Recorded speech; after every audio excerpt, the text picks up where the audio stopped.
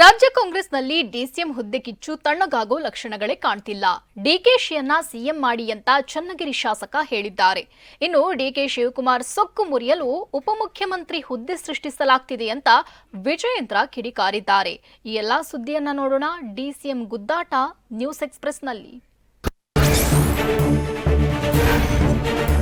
DK Shivakumar ಸೊಕ್ಕು ಮುರಿಯಬೇಕು ಅಂತ ಕಾಂಗ್ರೆಸ್ನಲ್ಲಿ ಪ್ರಯತ್ನಿಸಲಾಗ್ತಿದ್ದು DK ಕಟ್ಟಿಹಾಕುವ ಪ್ರಯತ್ನ ಮಾಡಲಾಗ್ತಿದೆ ಅಂತ ಬಿಜೆಪಿ ರಾಜ್ಯಾಧ್ಯಕ್ಷ ಬಿವೈ ವಿಜಯೇಂದ್ರ ಹೇಳಿದ್ದಾರೆ. ದೆಹಲಿಯಲ್ಲಿ ಮಾತನಾಡಿ ಡಿಸಿಎಂ ಡಿಕೆ ಶಿವಕುಮಾರ್ ವಿರುದ್ಧ ಷಡ್ಯಂತ್ರ ನಡೆಯುತ್ತಿದೆ, ಹಾಗಾಗಿ ಹೆಚ್ಚುವರಿ ಡಿಸಿಎಂ ಹುದ್ದೆ ಸೃಷ್ಟಿಗೆ ಒತ್ತಡ ಹಾಕ್ತಿದ್ದಾರೆ ಅಂತ ಹೇಳಿದ್ರು. ಡಿಕೆ ಶಿವಕುಮಾರ್ ಅವರ ಸೊಕ್ಕನ್ನು ಮುರಿಬೇಕು, ಇದು ನಾನು ಹೇಳ್ತಾ ಇಲ್ಲ. ಈ ಮಾತನ್ನ ಕಾಂಗ್ರೆಸ್ ಪಕ್ಷದಲ್ಲಿ ಸರ್ಕಾರದಲ್ಲಿರ್ತಕ್ಕಂಥ ಮಂತ್ರಿಗಳ ಆದಿಯಾಗಿ ಕಾಂಗ್ರೆಸ್ ಪಕ್ಷದ ಮುಖಂಡರಲ್ಲಿ ಇವತ್ತು ಚರ್ಚೆ ನಡೀತಾ ಇರ್ತಕ್ಕಂಥದ್ದು. ಹಾಗಿದ್ದರೂ ಡಿ ಕೆ ಸುರೇಶನ ಸೋಲ್ಸಾಗಿದೆ ಲೋಕಸಭಾ ಚುನಾವಣೆಯಲ್ಲಿ. ಡಿ ಕೆ ಶಿವಕುಮಾರ್ ಅವರ ಸೊಕ್ಕನ್ನು ಮುರಿಬೇಕು. ಹೇಗೆ ಮುರಿಬೇಕು? ಕನಿಷ್ಠ 3-4 ಜನ ಉಪಮುಖ್ಯಮಂತ್ರಿಗಳನ್ನು ಮಾಡಿದ್ರೆ ಅವ್ರು ಸೊಕ್ಕು ಮುರಿದಂತ ಆಗ್ತದೆ. ಈ ಪಿತೂರಿ ಷಡ್ಯಂತ್ರ ಏನು ಡಿ ಕೆ ಶಿವಕುಮಾರ್ ವಿರುದ್ಧ ನಡೀತಾ ಇದೆ, ಅದಕ್ಕೆ ಇವತ್ತು ಉಪಮುಖ್ಯಮಂತ್ರಿಗಳು ಬೇಕು ಅಂತೇಳಿ ಅವ್ರು ಬೇಡಿಕೆನ ಇಡ್ತಾ ಇರ್ತಕ್ಕಂಥದ್ದು, ಒತ್ತಾಯ ಮಾಡ್ತಾ ಇರ್ತಕ್ಕಂಥದ್ದು. ಕಾಂಗ್ರೆಸ್ನಲ್ಲಿ ಹೆಚ್ಚುವರಿ ಡಿಸಿಎಂ ಹುದ್ದೆ ಸೃಷ್ಟಿಗಾಗಿ ಬೇಡಿಕೆ ಹೆಚ್ಚಾಗಿದ್ದು, ನನಗೆ ಭರವಸೆ ಇದೆ, ಇದರಲ್ಲಿ ಮುಖ್ಯಮಂತ್ರಿ ಸಕ್ಸಸ್ ಆಗ್ತಾರೆ ಅಂತ ಬಿವೈ ವಿಜಯೇಂದ್ರ ಹೇಳಿದ್ದಾರೆ. ಹೈಕಮಾಂಡ್ ಮನವೊಲಿಸಿ ಡಿಸಿಎಂ ಹುದ್ದೆ ಸೃಷ್ಟಿ ಮಾಡ್ತಾರೆ ಅಂತ ಹೇಳಿದ್ರು.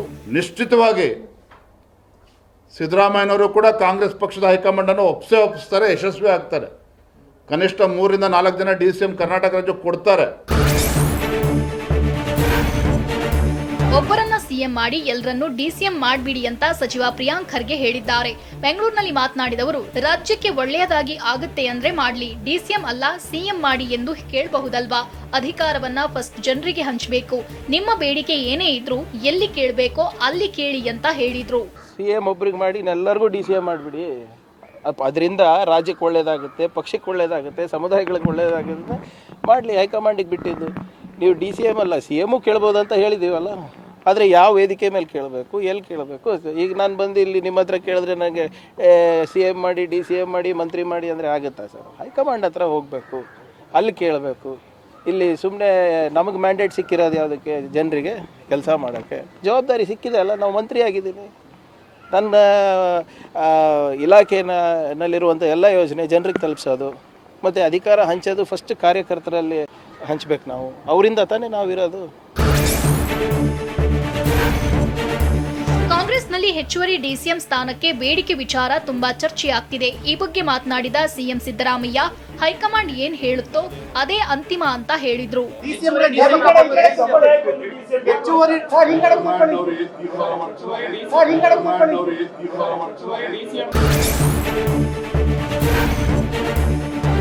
ಮೊದಲು ಡಿಕೆ ಶಿವಕುಮಾರ್ ರನ್ನ ಮುಖ್ಯಮಂತ್ರಿ ಮಾಡಿ ಡಿಕೆ ಸಿಎಂ ಮಾಡಿದ ಬಳಿಕ 1 ಡಜನ್ ಡಿಸಿಎಂ ಮಾಡಲಿ ಅಂತ ಶಾಸಕ ಬಸವರಾಜ ಶಿವಗಂಗಾ ಹೇಳಿದ್ದಾರೆ. ಬೆಂಗಳೂರಿನಲ್ಲಿ ಮಾತನಾಡಿದವರು, ಕೆಪಿಸಿಸಿ ಅಧ್ಯಕ್ಷರಾಗಿದ್ದವರನ್ನ ಮುಖ್ಯಮಂತ್ರಿ ಮಾಡುವುದು ಪದ್ಧತಿ. ಡಿಕೆ ಶಿವಕುಮಾರ್ ರನ್ನ ಸಿಎಂ ಮಾಡಲಿ, ಎಂಪಿ ಚುನಾವಣೆಯಲ್ಲಿ ಲೀಡ್ ತಂದುಕೊಡದ ಸಚಿವರನ್ನ ಕೈ ಬಿಡ್ಲಿ ಅಂತ ಹೇಳಿದ್ರು. ಅದನ್ನ ಬಗ್ಗೆ ನಮ್ಮ ಹೈಕಮಾಂಡ್ ತೀರ್ಮಾನ ಮಾಡಬೇಕು. ಅದ್ರ ಮೇಲೆ ಅವ್ರಿಗೆ ಆಗಲೇಬೇಕು ಅಂತ ಅವರ ಆಸೆ ಏನಾರು ಇತ್ತು ಅಂದರೆ ಮಾಡಲಿ, ನಮ್ದೇನು ವಿರೋಧ ಇಲ್ಲ. ನಮ್ಮ ಡಿ ಕೆ ಶಿವಕುಮಾರ್ ಸಾಹೇಬ್ರನ್ನ ಮುಖ್ಯಮಂತ್ರಿ ಮಾಡಿ 1 ಡಜನ್ ಉಪಮುಖ್ಯಮಂತ್ರಿ ಮಾಡ್ಕೊಂಡು ನಮ್ದೇನು ವಿರೋಧ ಇಲ್ಲ. ಮುಖ್ಯಮಂತ್ರಿ ಕುರ್ಚಿ ಮೇಲೆ ಕಣ್ಣಿಟ್ಟವರಿಗೆ ಮೂಗುದಾರ ಹಾಕಲು ಡಿಸಿಎಂ ಸ್ಥಾನ ಸೃಷ್ಟಿಸಲಾಗ್ತಿದೆ ಅಂತ ವಿಧಾನ ಪರಿಷತ್ ಸದಸ್ಯ ಸಿಟಿ ರವಿ ಹೇಳಿದ್ದಾರೆ. ದೆಹಲಿಯಲ್ಲಿ ಮಾತನಾಡಿದವರು, ಮೂಗುದಾರ ಎಳೆದ್ರೆ ಸಿಎಂ ಇರ್ಲಿ, ಡಿಸಿಎಂ ಸ್ಥಾನ ಉಳಿಸಿಕೊಳ್ಳಲು ಒದ್ದಾಡಬೇಕು, ಹೀಗಾಗಿ ಡಿಕೆಶಿಗೆ ಮೂಗುದಾರ ಹಾಕಿದ್ದಾರೆ ಅಂತ ಸಿಟಿ ರವಿ ಹೇಳಿದ್ರು. 3 ಡಿಸಿಎಂ ಅಲ್ರಿ ಮೂಗುದಾರ, ಇದು ಮೂಗುದಾರ ಹಾಕಿ ಎಳೆದ್ರೆ ಡಿಸಿಎಂ ಕುರ್ಚಿ ಅಲ್ಲ, ಸಿಎಂ ಕುರ್ಚಿ ಅಲ್ಲ, ಡಿಸಿಎಂ ಕುರ್ಚಿ ಉಳಿಸ್ಕೊಳ್ಳೋಕ್ಕೆ ಒದ್ದಾಡಬೇಕು. ಡಿಸಿಎಂ ಕುರ್ಚಿಗೆ ಉಳಿಸ್ಕೊಳ್ಳೋಕ್ಕೆ ಒದ್ದಾಡಬೇಕು. ಅಕಸ್ಮಾತ್ ಉಳಿದ್ರೂ ಅದಕ್ಕೆ 3 ಕಾಸಿನ ಬೆಲೆ ಇರಬಾರ್ದು. ಅದಕ್ಕೆ ಇದೆಲ್ಲ ಪ್ಲಾನು. ಚನ್ನಪಟ್ಟಣ ಬೈ ಎಲೆಕ್ಷನ್ ಮೇಲೆ ಕಣ್ಣಿಟ್ಟಿರೋ ಡಿಸಿಎಂ ಡಿಕೆ ಶಿವಕುಮಾರ್ ಈಗ ಕಾಲಿಗೆ ಚಕ್ರ ಕಟ್ಟಿಕೊಂಡವರಂತೆ ಕ್ಷೇತ್ರದಲ್ಲಿ ಓಡಾಡ್ತಿದ್ದಾರೆ. ಇಂದು ಕೂಡ ಚನ್ನಪಟ್ಟಣಕ್ಕೆ ಬಂದ ಡಿಸಿಎಂ ಡಿಕೆ ತಾಲೂಕಿನ ಬೇವೂರಿನಲ್ಲಿ ಜನಸ್ಪಂದನ ಕಾರ್ಯಕ್ರಮ ನಡೆಸಿದ್ರು. ಈ ವೇಳೆ 24 ಇಲಾಖೆಗಳ ಕೌಂಟರ್ ಮೂಲಕ ಅರ್ಜಿ ಸ್ವೀಕರಿಸಿದ್ರು.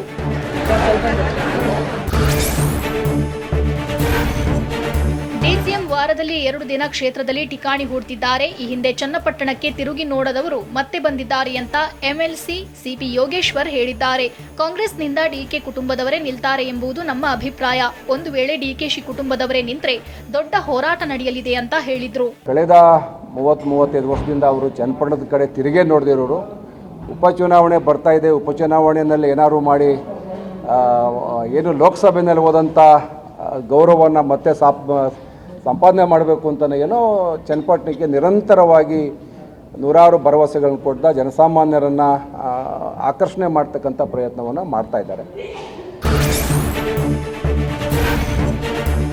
ಚನ್ನಪಟ್ಟಣ ಉಪಚುನಾವಣೆಯಲ್ಲಿ ಸ್ಪರ್ಧೆ ಬಗ್ಗೆ ಬಹುಪಾಲು ನಿರ್ಣಯ ಕುಮಾರಸ್ವಾಮಿ ಮಾಡ್ತಾರೆ. ಕುಮಾರಸ್ವಾಮಿ ಆಶೀರ್ವಾದ ಇಲ್ಲದೆ ಏನೂ ಆಗಲ್ಲ ಅಂತ ಯೋಗೇಶ್ವರ್ ಹೇಳಿದ್ದಾರೆ.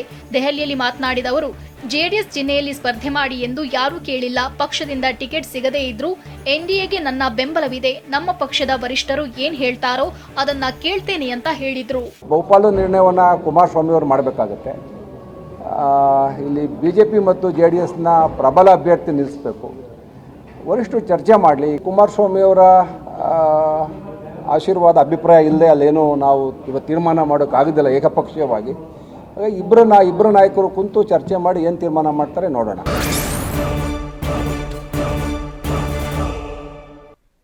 ಕೊಲೆ ಕೇಸ್ನಲ್ಲಿ ಕಂಬಿ ಹಿಂದೆ ಸಿಲುಕಿರೋ ದರ್ಶನ್ ದಿನೇ ದಿನೇ ತೂಕ ಕಳೆದುಕೊಳ್ತಿದ್ದಾರಂತೆ.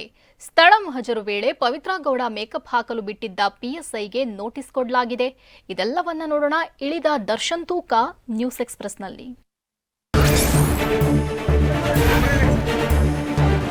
ರೇಣುಕಾಸ್ವಾಮಿ ಹತ್ಯೆ ಕೇಸ್ನಲ್ಲಿ ಜೈಲು ಪಾಲಾಗಿರುವ ನಟ ದರ್ಶನ್ ಜೈಲು ಸೇರಿದಾಗಿನಿಂದ ದಿನೇ ದಿನೇ ತೂಕ ಕಳೆದುಕೊಳ್ತಿದ್ದಾರೆ.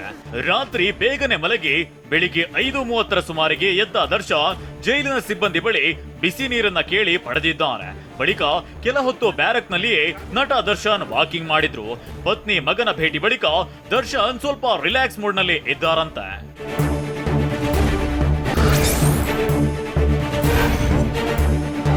ಪರಪ್ಪನ ಅಗ್ರಹಾರ ಜೈಲಿನ ಮೆನುವಿನಂತೆ ದರ್ಶನ್ಗೆ ಇಂದು ಬೆಳಿಗ್ಗೆ ಅವಲಕ್ಕಿ ಉಪ್ಪಿಟ್ಟು ನೀಡಲಾಗಿದೆ. ನಟ ದರ್ಶನ್ ಸೇರಿದಂತೆ ಪವಿತ್ರ ಗೌಡ ಹಾಗೂ ಇತರೆ ಆರೋಪಿಗಳು ಕೂಡ ಉಪ್ಪಿಟ್ಟು ಸವಿದಿದ್ದಾರೆ. ಹೈಫೈ ಜೀವನ ನಡೆಸಿದ್ದವರಿಗೆ ಜೈಲಿನಲ್ಲೇ ಸೆರೆವಾಸ ಅನುಭವಿಸುತ್ತಿದ್ದು ಜೈಲೂಟ ಒಗ್ಗದೇ ಇದ್ರೂ ವಿಧಿಯಿಲ್ಲದೆ ಜೈಲೂಟ ಸವಿಯುತ್ತಿದ್ದಾರೆ.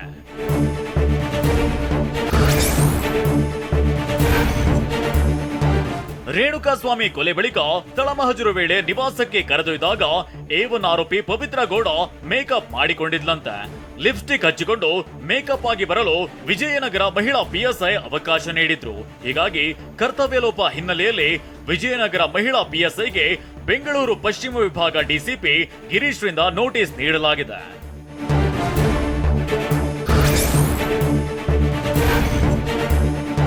ನಟ ದರ್ಶನ್ ಮನೆಯಲ್ಲಿರೋ ಪಿಸ್ತೂಲ್ ವಶಕ್ಕೆ ಪೊಲೀಸ್ ಆಯುಕ್ತ ದಯಾನಂದ್ ಸೂಚಿಸಿದ್ದಾರಂತೆ. ಲೋಕಸಭಾ ಚುನಾವಣೆ ವೇಳೆ ಶಸ್ತ್ರಾಸ್ತ್ರಗಳನ್ನ ಪೊಲೀಸರಿಗೆ ಒಪ್ಪಿಸಬೇಕು, ಆದ್ರೆ ಅವರಿಗೆ ನೀಡದೆ ತಾವೇ ತಮ್ಮ ಬಳಿ ಇಟ್ಟುಕೊಂಡಿದ್ರು. ಹೀಗಾಗಿ ದರ್ಶನ್ ವಾಸವಾಗಿರೋ RR ನಗರ ವ್ಯಾಪ್ತಿಯ ಠಾಣಾಧಿಕಾರಿಗೆ ಬೆಂಗಳೂರು ನಗರ ಪೊಲೀಸ್ ಆಯುಕ್ತರು ಸೂಚಿಸಿದ್ದಾರೆ. ದರ್ಶನ್ ಮಾತ್ರವಲ್ಲದೆ ಪ್ರದೋಷ್ ವಾಸವಿರುವ ಗಿರಿನಗರ ಠಾಣಾಧಿಕಾರಿಗೂ ಪಿಸ್ತೂಲ್ ವಶಪಡಿಸಿಕೊಳ್ಳಲು ಸೂಚನೆ ನೀಡಲಾಗಿದೆ.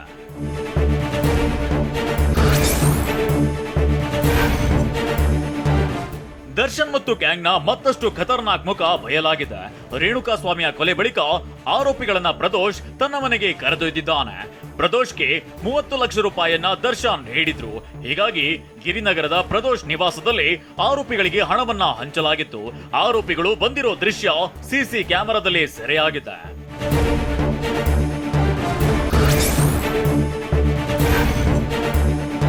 ಕೊಲೆ ಆರೋಪಿ ಪ್ರದೋಷ್ ಮನೆಯಲ್ಲಿರೋ CCTV DVR ಅನ್ನ ಪೊಲೀಸರು ವಶಕ್ಕೆ ಪಡೆದಿದ್ದಾರೆ. ಕೃತ್ಯಕ್ಕೂ ಮೊದಲು ಆರೋಪಿಗಳು ಎಲ್ಲೆಲ್ಲಿ ಹೋಗಿದ್ರು, ಮರ್ಡರ್ ಮಾಡಿದ ಬಳಿಕ ಯಾವ ಕಡೆ ಹೋಗಿದ್ದಾರೆ ಎಲ್ಲವನ್ನ ಪೊಲೀಸರ ತಂಡ ಮ್ಯಾಪಿಂಗ್ ಮಾಡ್ತಿದೆ. ಮೊಬೈಲ್, ಟ್ರಾವೆಲ್ ಹಿಸ್ಟರಿ, CCTV ಹುಡುಕಿ ಮ್ಯಾಪಿಂಗ್ ಮಾಡ್ತಿದ್ದು ಸಂಚು ರೂಪಿಸಲಾಗಿತ್ತು ಅನ್ನೋದ್ರ ಬಗ್ಗೆ ತನಿಖೆ ನಡೆಯುತ್ತಿದೆ.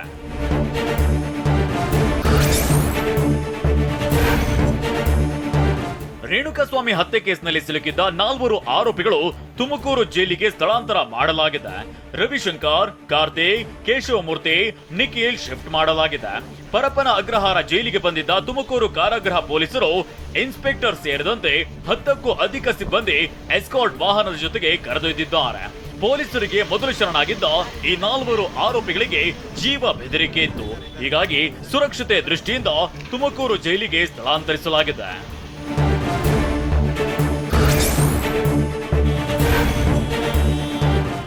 ರಾಮಾಯಣವು ಹೆಣ್ಣಿಗಾಗಿ ನಡೆಯಿತು, ದರ್ಶನ್ ಸಹ ಹೆಣ್ಣಿಗಾಗಿಯೇ ಜೈಲಿಗೆ ಹೋಗುವಂತಾಯ್ತು ಅಂತ ವಿಧಾನ ಪರಿಷತ್ ಸದಸ್ಯ ಎಚ್ ವಿಶ್ವನಾಥ್ ಹೇಳಿದ್ದಾರೆ. ಮೈಸೂರಿನಲ್ಲಿ ಮಾತನಾಡಿದ ಅವರು, ಯಾರ ಬಗ್ಗೆ ಓದಿ ತಿಳಿದುಕೊಳ್ಳಬೇಕು ಎನ್ನುವುದು ಕಷ್ಟವಾಗಿದೆ.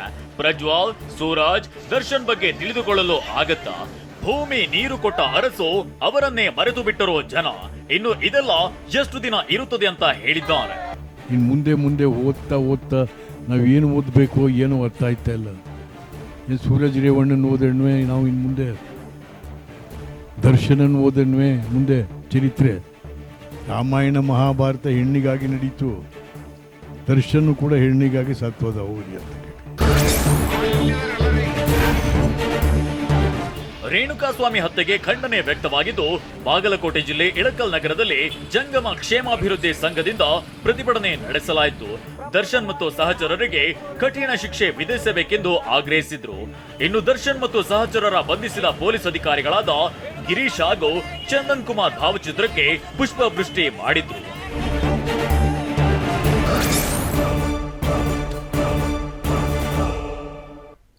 ಹಾಲಿನ ದರ ಹೆಚ್ಚು ಮಾಡಿಲ್ಲ, ಆದರೆ ಹೆಚ್ಚುವರಿ ಹಾಲು ನೀಡಿ ಬೆಲೆ ಹೆಚ್ಚಿಸಿದ್ದೇವೆ ಅಂತ ಸಿಎಂ ಸಿದ್ದರಾಮಯ್ಯ ಹೇಳಿದ್ದಾರೆ. ಇನ್ನು ಅಗತ್ಯ ವಸ್ತುಗಳ ಬೆಲೆ ಏರಿಕೆ ವಿರುದ್ಧ ಬಿಜೆಪಿ ನಾಯಕರು ಆಕ್ರೋಶ ವ್ಯಕ್ತಪಡಿಸಿದ್ದಾರೆ. ಎಲ್ಲ ಸುದ್ದಿಯನ್ನ ನೋಡೋಣ ದುಬಾರಿ ದುನಿಯಾ ನ್ಯೂಸ್ ಎಕ್ಸ್‌ಪ್ರೆಸ್‌ನಲ್ಲಿ. ರಾಜ್ಯದಲ್ಲಿ ನಂದಿನಿ ಹಾಲಿನ ದರ ಏರಿಕೆಯಾಗಿಲ್ಲ ಅಂತ ಸಿಎಂ ಸಿದ್ದರಾಮಯ್ಯ ಹೇಳಿದ್ದಾರೆ.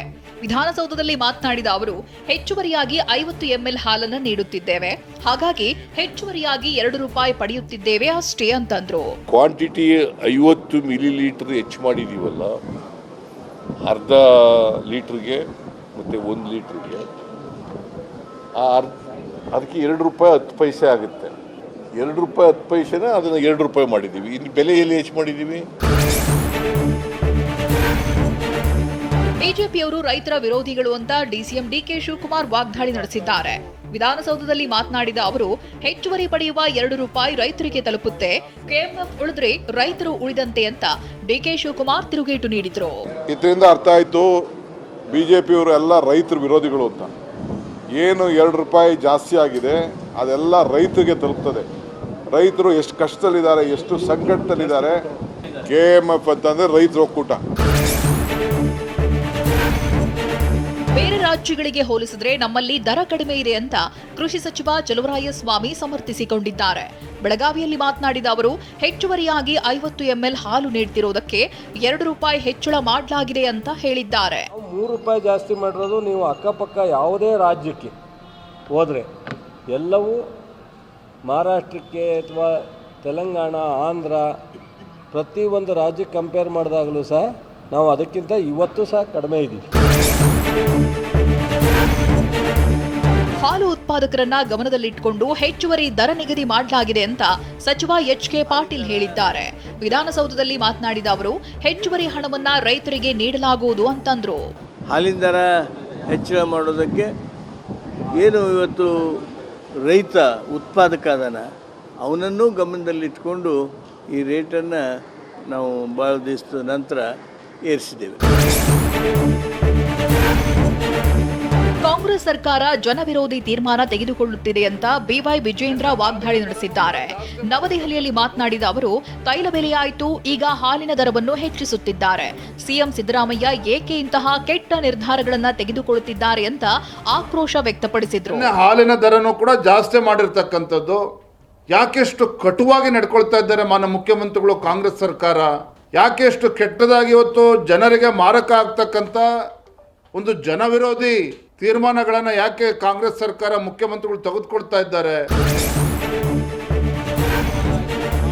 ಕಾಂಗ್ರೆಸ್ನವರು ಎಲ್ಲದರ ದರವನ್ನು ಏರಿಸಿದ್ದಾರೆ ಅಂತ ಪರಿಷತ್ ಸದಸ್ಯ ಸಿಟಿ ರವಿ ವಾಗ್ದಾಳಿ ನಡೆಸಿದ್ದಾರೆ.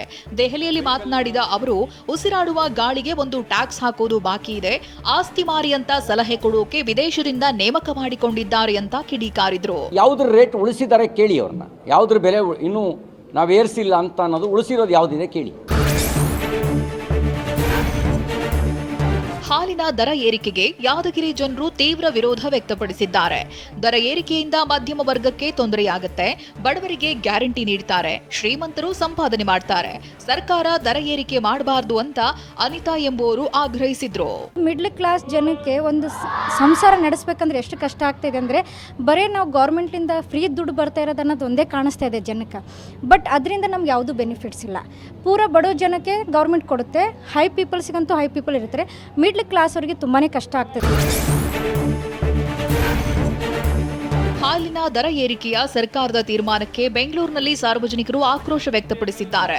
ನಾವು ಸರ್ಕಾರ ಆರಿಸಿ ತಂದು ತಪ್ಪು ಮಾಡಿದ್ದೀವಿ, ಈಗ ನಾವೇ ಅನುಭವಿಸಬೇಕು. ಮಹಿಳೆಯರಿಗೆ ಗ್ಯಾರಂಟಿ ಭಾಗ್ಯ ಕೊಡ್ತಾರೆ, ಗಂಡಸರಿಗೆ ಹೊರೆ ಮಾಡ್ತಾರೆ, ನಾವು ತೊಂದರೆ ಅನುಭವಿಸಬೇಕು ಅಂತ ರಾಮಣ್ಣ ಕಿಡಿಕಾರಿದ್ರು. ಗಂಡಸಿಗೆ ಹೊರೆ, ಲೇಡೀಸ್ಗೆ ಫ್ರೀ. ಇದೆಂತ ಸರ್ಕಾರ, ಇದೆಂತ ನಿಯಮ ನೋಡಿ, ನೀವೇ ನೋಡಿ. ತೈಲ, ಹಾಲಿನ ಬೆಲೆ ಏರಿಕೆ ಬಳಿಕ ಕಾಫಿ, ಟೀ ಬೆಲೆ ಏರಿಕೆಯಾಗುವ ಮುನ್ಸೂಚನೆ ಕಾಣ್ತಿದೆ. ಕಾಫಿ, ಟೀ ದರ ಏರಿಕೆ ಮಾಡಲು ರಾಜ್ಯ ಹೋಟೆಲ್ ಮಾಲೀಕರ ಸಂಘಟನೆ ಚಿಂತನೆ ನಡೆಸಿದೆ. ಸಾಲು ಸಾಲು ಬೆಲೆ ಏರಿಕೆಯಿಂದ ಹೋಟೆಲ್ ಉದ್ಯಮಕ್ಕೆ ಎದುರಾಗುವ ನಷ್ಟ ಪರಿಗಣಿಸಿ ಟೀ, ಕಾಫಿ ದರ ಏರಿಕೆ ಮಾಡಲು ಚರ್ಚಿಸಲಾಗುತ್ತಿದೆ.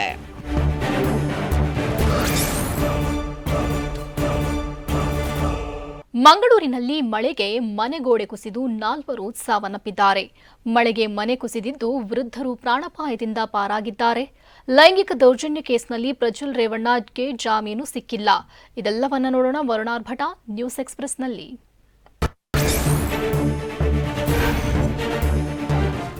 ಮಂಗಳೂರಿನಲ್ಲಿ ಮಳೆಗೆ ಮನೆಗೋಡೆ ಕುಸಿದು 4 ದುರ್ಮರಣಕ್ಕೀಡಾಗಿದ್ದಾರೆ. ದಕ್ಷಿಣ ಕನ್ನಡ ಜಿಲ್ಲೆಯ ಉಳ್ಳಾಲ ತಾಲೂಕಿನ ಕುತ್ತಾರು ಮದನಿನಗರದಲ್ಲಿ ಘಟನೆ ನಡೆದಿದ್ದು, ಮನೆಯೊಳಗಿದ್ದ 45 ವರ್ಷದ ಯಾಸಿರ್, ಪತ್ನಿ ಮರಿಯಮ್ಮ, ಮಕ್ಕಳಾದ ರಿಯಾನಾ ಮತ್ತು ರಿಫಾನಾ ಮೃತಪಟ್ಟಿದ್ದಾರೆ.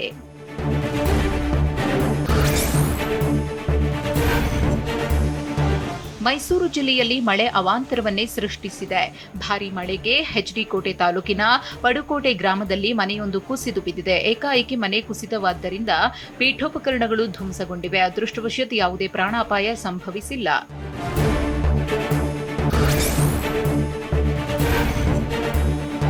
ಕೊಡಗು ನಗರ ಸೇರಿದಂತೆ ಜಿಲ್ಲೆಯಾದ್ಯಂತ ಮಳೆ ಅಬ್ಬರಿಸುತ್ತಿದೆ. ಮಡಿಕೇರಿಯಲ್ಲಿ ಮಳೆ ಅವಾಂತರದಿಂದಾಗಿ ಮಡಿಕೇರಿ ನಗರದ ಕಾಲೇಜು ರಸ್ತೆಯಲ್ಲಿ ತಡೆಗೋಡೆ ಇಲ್ಲದೆ ಮುಖ್ಯ ರಸ್ತೆ ಕುಸಿಯುತ್ತಿದೆ. ಕಾಲೂರು ಗಾಳಿಬೀಡು ಗ್ರಾಮಕ್ಕೆ ಸಂಪರ್ಕ ಕಲ್ಪಿಸುವ ರಸ್ತೆ ಕುಸಿದಿದ್ದು, ರಸ್ತೆಯ ದಿಂಡಿಗೆ ಟಾರ್ಪಲ್ ಹೊದಿಸಿ ರಕ್ಷಣೆ ಮಾಡಲಾಗಿದೆ. ರಸ್ತೆಯ ಎರಡೂ ದಿಕ್ಕಿನಲ್ಲಿ ಬ್ಯಾರಿಕೇಡ್ ಅಳವಡಿಸಲಾಗಿದೆ.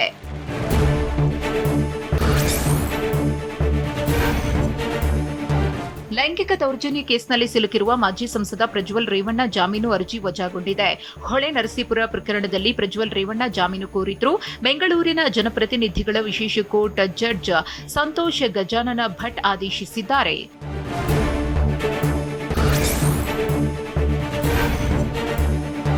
ತುಮಕೂರು ಜಿಲ್ಲೆಯಲ್ಲಿ ಅಪಹರಣವಾಗಿದ್ದ ಮಗು ಹುಡುಕಲು ಹೋಗಿದ್ದಾಗ 9 ಮಕ್ಕಳ ಮಾರಾಟ ಜಾಲ ಪತ್ತೆಯಾಗಿದೆ.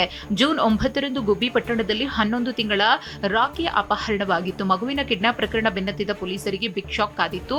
ಯಾಕಂದ್ರೆ ಒಂದೇ ಗ್ಯಾಂಗ್ನಿಂದ 9 ಮಕ್ಕಳನ್ನು ಮಾರಾಟ ಮಾಡಲಾಗಿದೆ. ಮಕ್ಕಳ ಮಾರಾಟದ ಜೊತೆಗೆ ಅವಿವಾಹಿತ ಗರ್ಭಧರಿಸಿದ ಮಹಿಳೆಯ ಮತ್ತು ಅಕ್ರಮ ಸಂಬಂಧದಿಂದ ಪಡೆದ ಮಕ್ಕಳನ್ನ ಈ ಗ್ಯಾಂಗ್ ಮಾರಾಟ ಮಾಡುತ್ತಿತ್ತು ಎನ್ನಲಾಗಿದೆ.